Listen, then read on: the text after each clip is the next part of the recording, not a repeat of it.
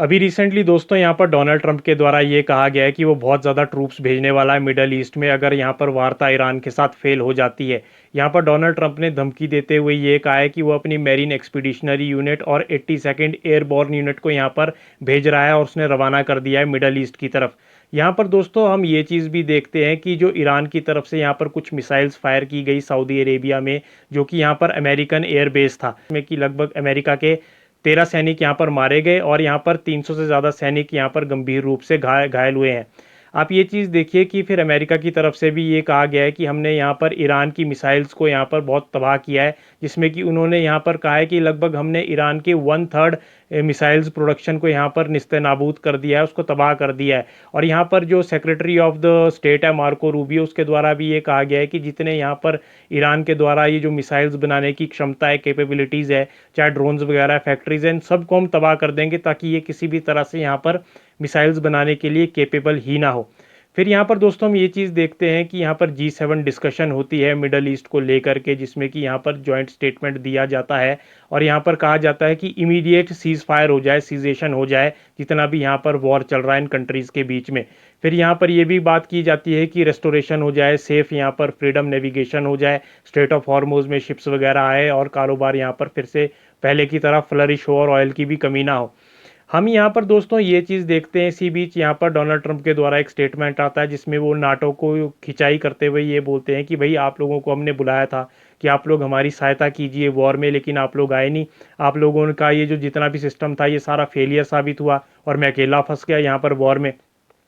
तो आप ये चीज़ देखिए दोस्तों, यहाँ पर मिडल ईस्ट ने भी एक चीज़ नोटिस कर दी है कि जब ये आपका जो यूके की जो नेवी की जो लिमिटेशंस है, यूके बोल दो या नाटो बोल दो, ये जितने भी मेंबर्स हैं अमेरिका के साथ, यहाँ पर इनकी एक शिप डिप्लॉय हुई थी HMS ड्रैगन करके, जो कि यहाँ पर ब्रिटिश इंटरेस्ट को प्रोटेक्ट करती थी, उनके बेसिस को साइप्रस में, जिसमें कि ईरान ने मिसाइल से हिट किया और उसको तबाह कर दिया यहाँ पर। और आप ये चीज़ देखिए कि ये जो भी करंट कंडीशन जो इस तरह की बनी हुई है, जो अभी जो इनके जो नाटो के मेंबर्स है, इनकी नेवी की इतने बुरे हाल है। यदि मैं अगर ब्रिटेन की बात करूं तो इनकी एक टाइप 45 डिस्ट्रॉयर है ब्रिटेन का, और यहाँ पर 11 टाइप 23 यहाँ पर एक और नाम करके एक वो है फ्रिगेट है, जो कि अभी करंटली अनअवेलेबल है। और कहा भी ये भी जाता है कि वो डीकमीशनड हो गई है। डीकमीशनड का मतलब होता है कि वो ऑफिशियली यहाँ पर उसको रिमूव कर दिया गया है, एक्टिव सर्विस में नहीं है। तो मतलब इनके पास अभी नेवी का भी वो पूरे इक्विपमेंट्स नहीं है, वॉर में जाने के लिए इनकी कोई प्रिपरेशन नहीं है। यहाँ से भी मुझे लगता है कि नाटो पीछे हटा है। अमेरिका को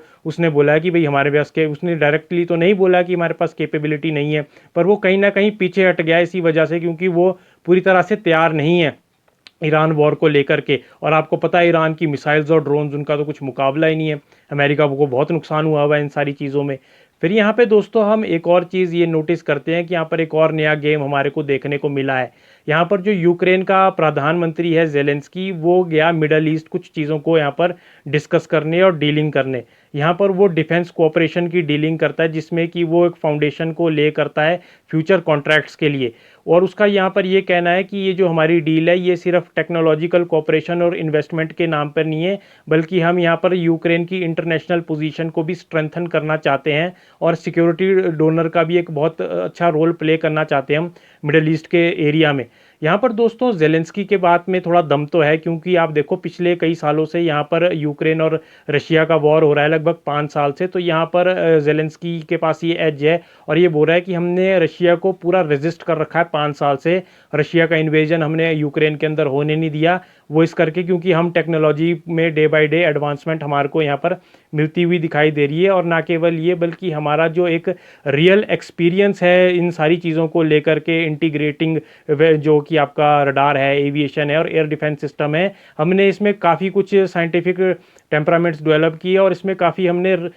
सीखा भी। और आपको एक चीज़ बता दूं, यूक्रेन बड़ा अच्छा परफॉर्म कर रहा है, जो कि अभी तक रशिया का इन्वेजन हमारे को होते हुए नहीं दिखाई दिया। वो भी एक छोटा सा देश है, यदि आप उसको नक्शे में देखें तो इसकी बात में कहीं ना कहीं थोड़ा दम तो लग रहा है। और इसने यहाँ पर अपना थोड़ा पैसा बनाने के लिए भी, इसी चक्कर में यहाँ पर मिडल ईस्ट में थोड़ा इसको पैसा भी आएगा और ये अमेरिका से और हथियार भी खरीद पाएगा और साइंस एंड टेक्नोलॉजी में भी कहीं ना कहीं ये एडवांसमेंट कर पाएगा रशिया के अगेंस्ट। और ये ड्रोन मैन्युफैक्चरिंग का एक बहुत ज़्यादा यूक्रेन यहाँ पे ये मानूँ कि एडवांसमेंट कर चुका है, क्योंकि ये लगातार कॉन्फ्लिक्ट में रशिया के साथ।